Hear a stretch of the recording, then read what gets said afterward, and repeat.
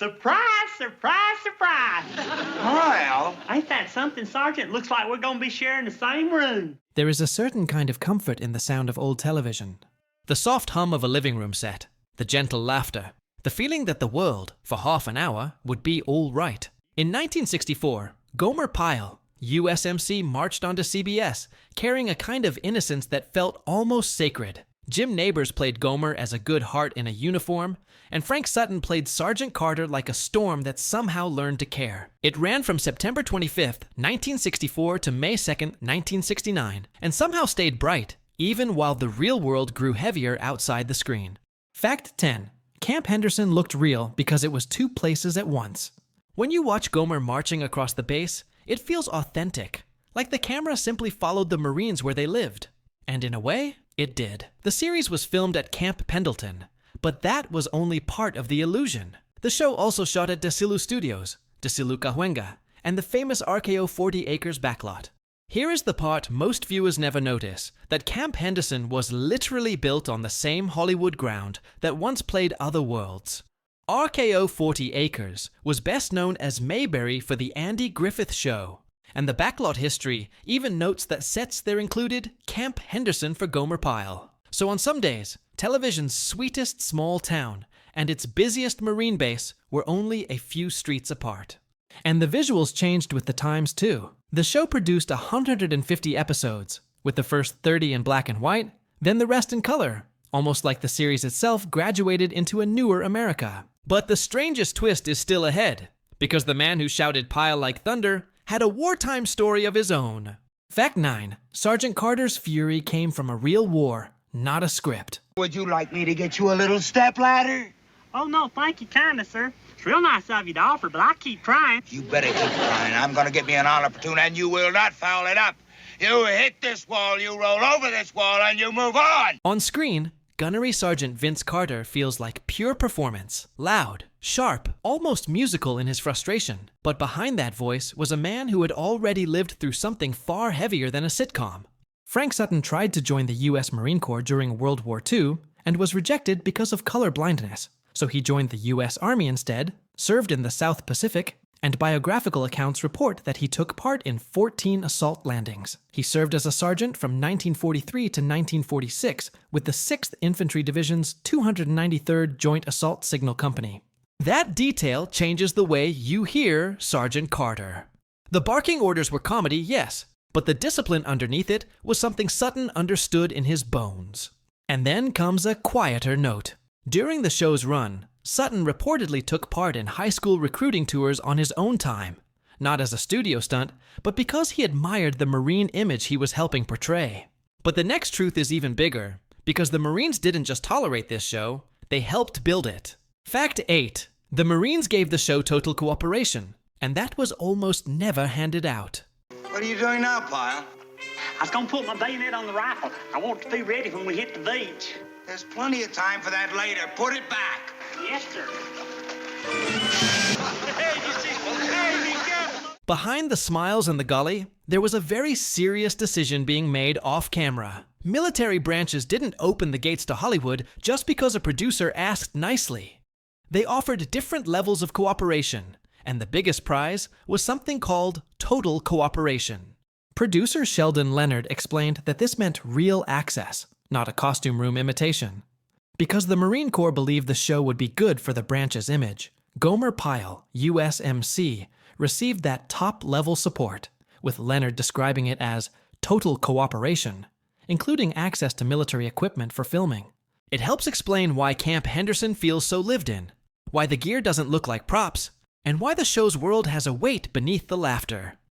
In a quiet way, the Marines treated the series like a public window, and the series treated them with respect in return. Fact 7. The show never said Vietnam, and Jim Nabors said that silence was on purpose. While America's headlines grew darker, Camp Henderson stayed, almost stubbornly, in peacetime.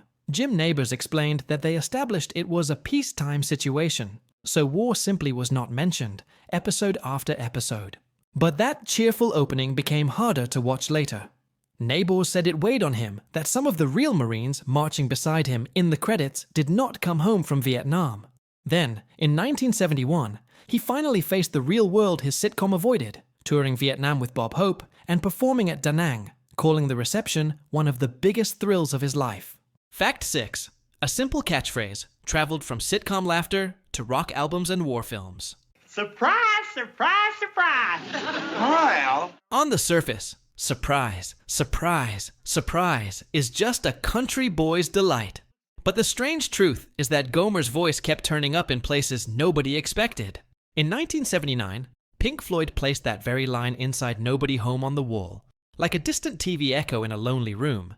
And when the story became the 1982 film, the clip was not used. Then the name itself took a harder turn. In Stanley Kubrick's Full Metal Jacket, Gomer Pyle is thrown at a struggling recruit as a cruel nickname, a reminder of how innocence can be mocked in boot camp. And in Forrest Gump, the sitcom even appears on American Forces Vietnam Network television in a Vietnam hospital scene, comedy flickering right beside the war. Fact 5. His name was a private joke built from real people. Gomer always felt like he wandered in from a real roadside station. And in a way, he did. According to published accounts, writers Everett Greenbaum and Jim Fritzl drew inspiration from an incompetent gas station attendant Greenbaum once met. Those same accounts say they stitched the name together from two people in their orbit. Gomer from writer Gomer Cool and Pyle from actor Denver Pyle.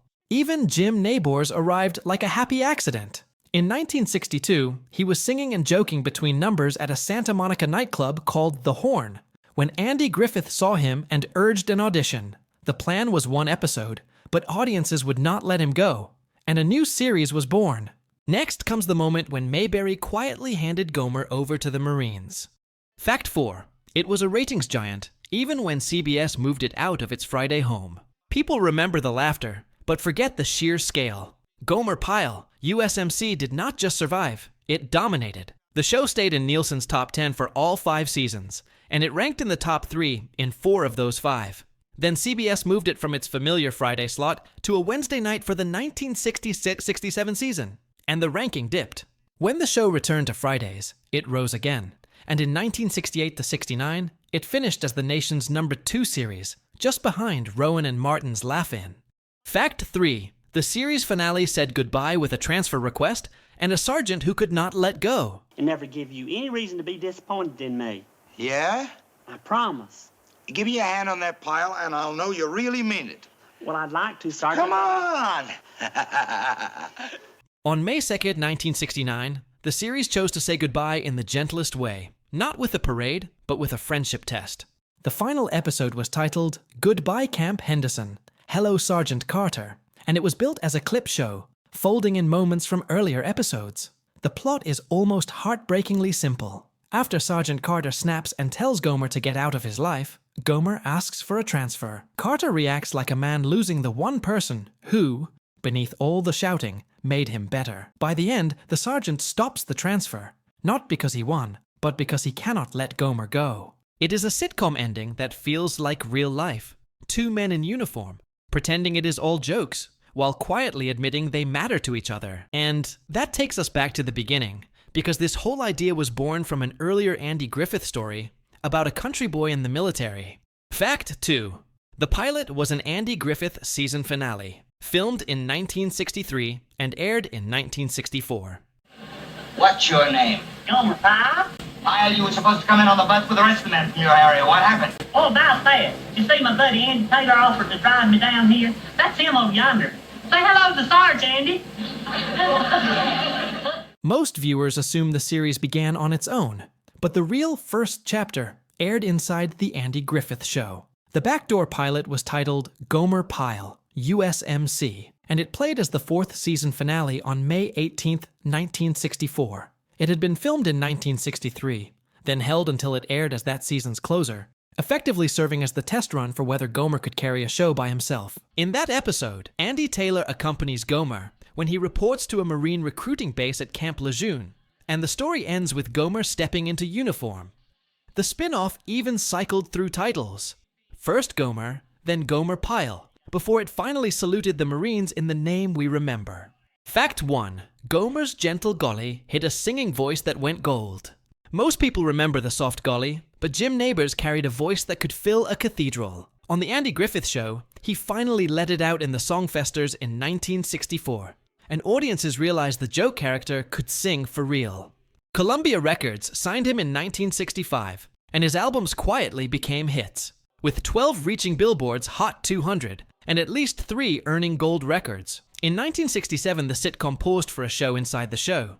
Gomer sang The Impossible Dream in Washington, D.C., backed by the Marine Band, comedy turning into something almost reverent. Nabors later left after 5 seasons, saying he wanted to reach for another rung on the ladder, either up or down. And when the credits roll, you can almost hear the projector humming again.